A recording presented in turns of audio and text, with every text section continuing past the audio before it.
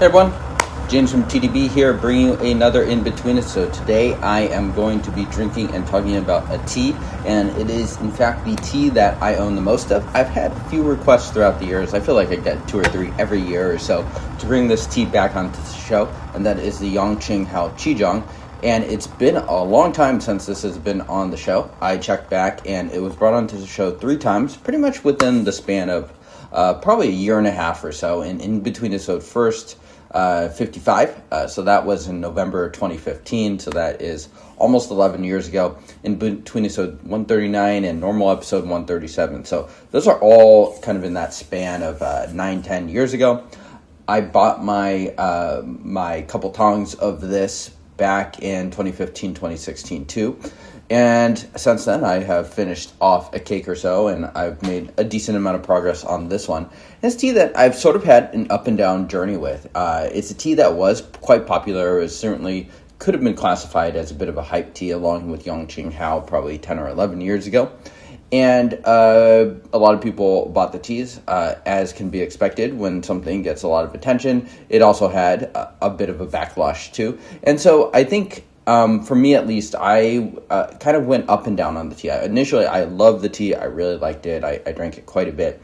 And then people started talking, and I got a little bit lower on the tea.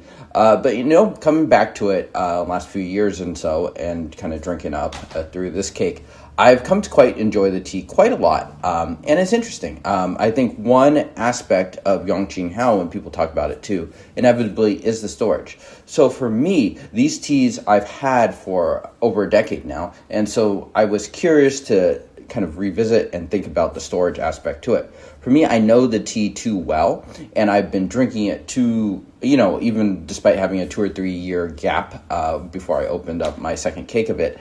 I know the tea too well, and so I can kind of recognize the different characteristics of it.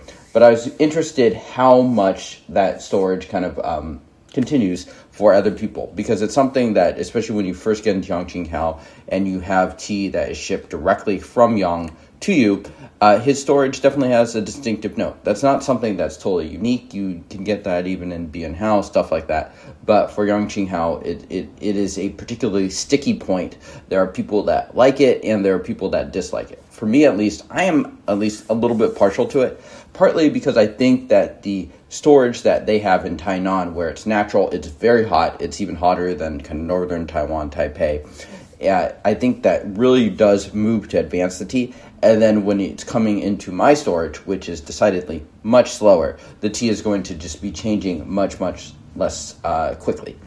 So, in other words, so I wanted to kind of think about and measure the storage a little bit, and I ended up doing a blind tasting with a couple tea friends who are not as familiar with the tea. So I blinded it with a couple different teas, one higher end Bian Hao Yiwu, and one lower end Chenguang Hetang.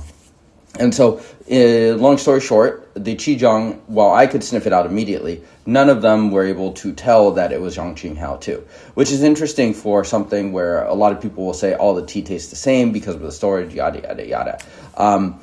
And so, yeah, I think there is something to be said about the storage kind of slowly airing out of these teas and it kind of taking on its own.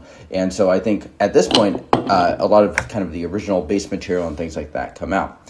And I had sort of been inspired to do this comparison by the Zipin Blind by Seoul over at Listening to Leaves, where they had Zipin from different storage. And for me, at least, the Wistari storage note is also a very distinctive one, much like the Yang storage note.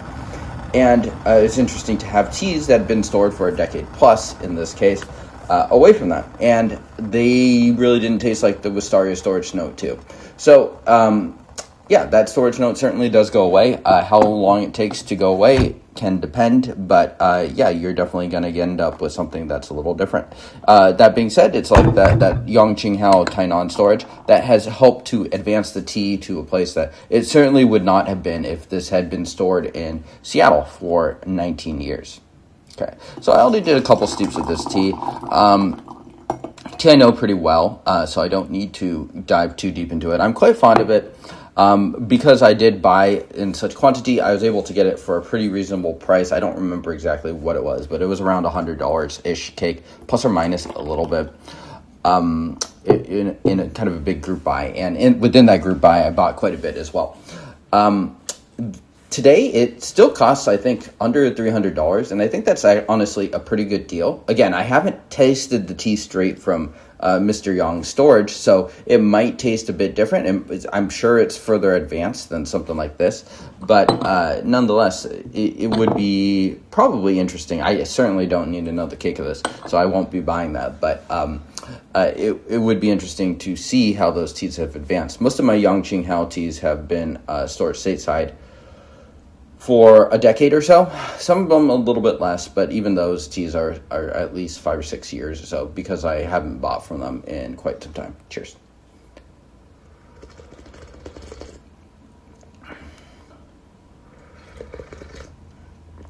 Really strong, pungent mouthfeel. These are supposedly Yiwu teas, but it's kind of a very particular Yiwu tea. The Linya, which has long since sold out, also from 2007, is a little bit more of a conventional Yiwu tea. So it's interesting to compare kind of the more conventional versus the more, I wouldn't say this is like a wild varietal or anything like that, but it's just has kind of its own character to it. There's a little bit more liveliness. There's a little more bitterness to it too. I think the pungency and the strength is a little more active.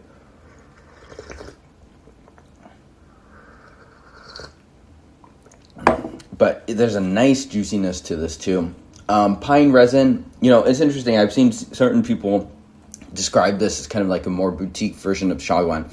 And initially that's like, what are you talking about even? But I do sort of see it in the sense of the base flavor notes could be Shaguani, like kind of this pine resin sweet syrup thing.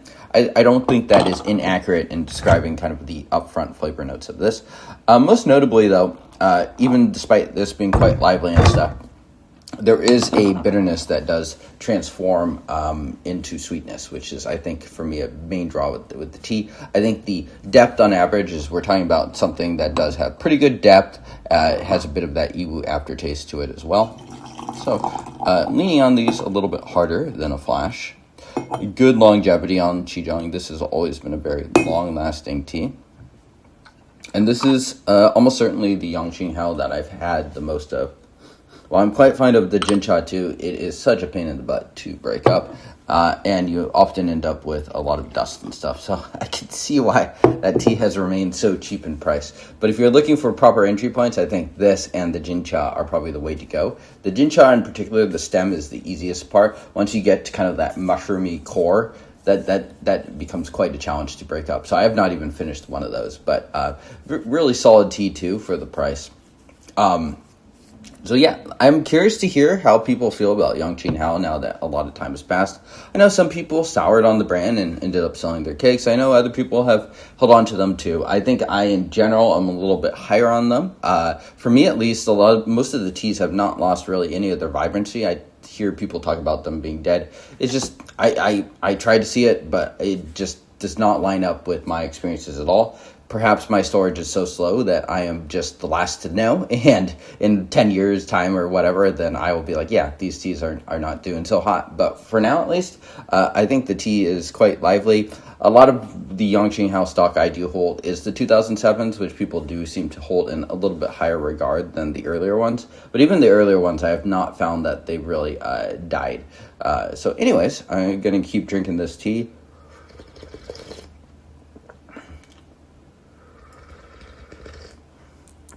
Nice strength, nice body, pretty oily. There's good resinous activity on this one too. I think if I was brewing this for someone else that was not Denny especially, I'd probably brew it a little bit lighter, but I like the kind of heavy feeling, the strength of this tea. Does this tea compare with kind of the top end BYH? Absolutely not. I don't think so, but I think it is, if you're looking for kind of that mid-range boutique semi-aged area, this is, I think, about as good as you're going to do. That's a little bit of a tricky area to shop at.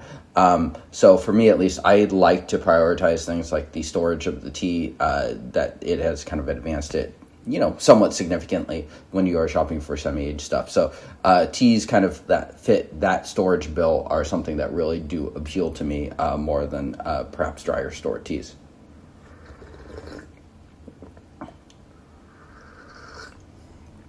It has hints of kind of like this dry apricot thing going on too.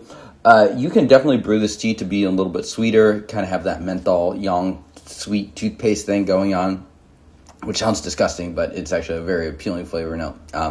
But I'm hitting it a little bit harder, so I think the kind of bitter, resinous notes are picking up. And what it does when you have those stronger notes, too, is it just has this fuller, more expansive transformation of sweetness. Definitely getting a little sweaty here on this summer day as well. So that concludes this In-Between. So let me know how you like this tea, and I will see you all next time. Cheers.